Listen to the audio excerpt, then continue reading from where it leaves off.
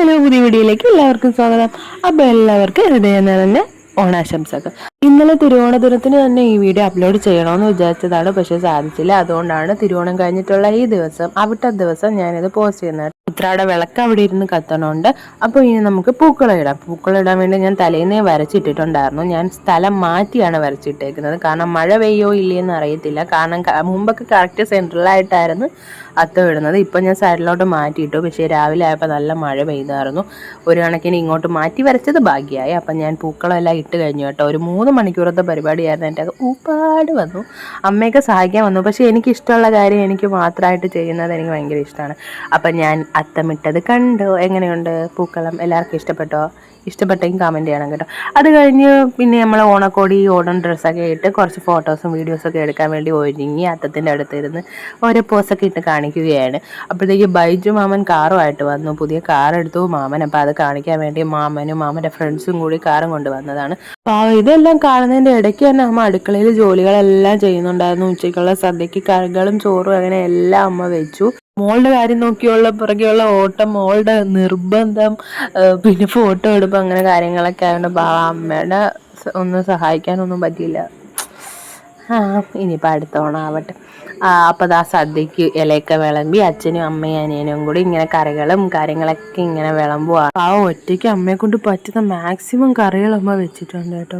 ഉത്രാട വിളക്ക് ഇങ്ങനെ കത്തിക്കൊണ്ടിരിക്കുകയാണ്. അച്ഛനാണ് അതിൻ്റെ പിന്നിൽ. കാരണം അത് വിളക്ക് അണയാതെ ഇടയ്ക്കിടയ്ക്ക് വന്ന് എണ്ണയൊക്കെ ഒഴിച്ചിട്ട് അതിന് അണയാതെ ഇങ്ങനെ നോക്കി നിന്നത് അച്ഛനാണ്. അപ്പോൾ അത് രാവിലെ അല്ലെങ്കിൽ തിരുവോണത്തിന് രാവിലെ അല്ലെങ്കിൽ ഉച്ചയ്ക്ക് ആഹാരം കഴിച്ചതിന് ശേഷമാണ് അത് അണയ്ക്കൂ എന്നാണ് പറയുന്നത്. അപ്പോൾ അതിൻ്റെ പിന്നിലുള്ള റീസൺ കാര്യങ്ങളൊന്നും എനിക്കങ്ങനെ അറിയത്തില്ല. അപ്പോൾ നമ്മൾ സദ്യയെല്ലാം വിളമ്പിയതിന് ശേഷം എന്താ പുറത്തോട്ട് ഇറങ്ങി ഡോറൊക്കെ ഒന്ന് അടയ്ക്കുവാണ്. അതെന്തിനാണെന്ന് വെച്ചാൽ ഞാൻ ഇപ്പോൾ പറഞ്ഞുതരാം. പിതൃക്കൾക്ക് ഒരു ഇലയിട്ട് വിളമ്പി കൊടുക്കുന്നതാണ്. എന്നിട്ട് നമ്മൾ മുറിയെല്ലാം അടച്ച് വെളിയിൽ ഇങ്ങനെ നിൽക്കും. എല്ലാ വർഷമായിട്ട് ചെയ്തു വരുന്നതാണ്.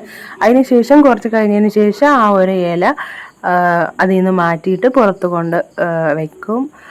അപ്പോൾ എന്തിനാണെന്നൊക്കെ എല്ലാവർക്കും മനസ്സിലായി കാണുമല്ലോ അല്ലേ? അപ്പോൾ അത് കിളികളോ ഒക്കെ വന്ന് ഇങ്ങനെ ഭക്ഷിക്കും, ഒരു വിശ്വാസം. അപ്പോൾ അതാ മോള് നല്ല ഉറക്കമായിരുന്നു. നമ്മൾ സദ്യ കഴിക്കുന്ന ടൈമിൽ മോൾ ഉറങ്ങി എണീറ്റതിന് ശേഷം അവളെ ഒന്ന് റെഡിയാക്കി മോൾക്ക് ഒരു കുഞ്ഞി ഇലയും കറികളും ചോറും ഒക്കെ ആയിട്ട് ഇങ്ങനെ ഫ്രണ്ടിൽ വെച്ച് കൊടുത്തു. അപ്പോഴും വിളക്ക് അമ്മ പറഞ്ഞു അണയ്ക്കണ്ട, കാരണം മോളും കൂടി കഴിക്കാനില്ലേ. അപ്പോൾ മോളും കൂടി കഴിച്ചതിന് ശേഷം നമുക്ക് വിളക്ക് കെടുത്താമെന്ന് പറഞ്ഞു. അപ്പോൾ കുറച്ച് നേരം റെസ്റ്റൊക്കെ എടുത്തതിന് ശേഷം നമ്മൾ നേരെ അമ്മമ്മയുടെ വീട്ടിലോട്ട് പോവാണ് കേട്ടോ. പ്രത്യേകിച്ച് കാരണങ്ങളൊന്നുമില്ല, ഒന്ന് പോയിട്ട് വരാമെന്ന് കരുതി. അപ്പോൾ അവിടെ ചെന്നപ്പോൾ എല്ലാ ബന്ധുക്കളും ഉണ്ട്.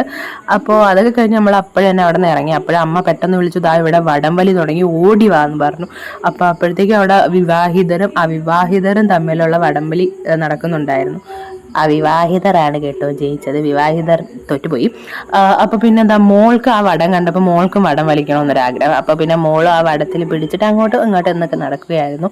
പിന്നെ പുലിക്കളി, ചെണ്ടമേളം, അങ്ങനെ കുറേ പരിപാടികൾ പല സ്ഥലത്തു നിന്നായിട്ട് വീടിൻ്റെ ഫ്രണ്ടിലായാലും റോഡിൽ കൂടിയൊക്കെ പോകുന്നുണ്ടായിരുന്നു. പിന്നെ അതിനുശേഷം നമ്മളുടെ മെയിൻ പരിപാടി വെടിക്കെട്ട്.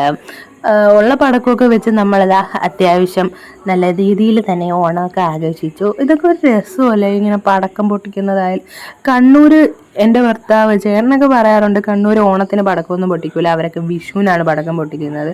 അവിടെ ഓണത്തിന് അങ്ങനെ പടക്കമൊന്നും പൊട്ടിക്കില്ല. പക്ഷേ നമ്മളിവിടെ വിഷുവിന് പടക്കം പൊട്ടിക്കുന്നത് വളരെ കുറവാണ്. എന്നാൽ ഓണത്തിന് നല്ല ഗംഭീരമായിട്ട് മാക്സിമം പടക്കം പൊട്ടിക്കാൻ എല്ലാവരും ശ്രമിക്കാറുണ്ട്. അപ്പോൾ ഈ വർഷത്തെ ഓണവും അങ്ങനെ കഴിഞ്ഞു തീർന്നുകൊണ്ടിരിക്കുന്നു. ഇനി അടുത്ത വർഷത്തെ ഓണത്തിന് കാണാം ഇതുപോലത്തെ വീഡിയോസ്. അപ്പോൾ ഈ വീഡിയോ എല്ലാവർക്കും ഇഷ്ടപ്പെട്ടെന്ന് വിചാരിക്കുന്നു. അപ്പോൾ ഇനിയുള്ള വിശേഷങ്ങൾ ഉണ്ടെങ്കിൽ ഞാൻ വീഡിയോ ഇനിയും പോസ്റ്റ് ചെയ്യുന്നതായിരിക്കും. അപ്പോൾ അടുത്ത വീഡിയോയിൽ കാണാം. Tata bye. ഒരു കാര്യം പറയാൻ വിട്ടു, ഇപ്പോൾ വീഡിയോ ഇഷ്ടപ്പെട്ടാൽ എല്ലാവരും ഒന്ന് സപ്പോർട്ട് ചെയ്യണം കേട്ടോ.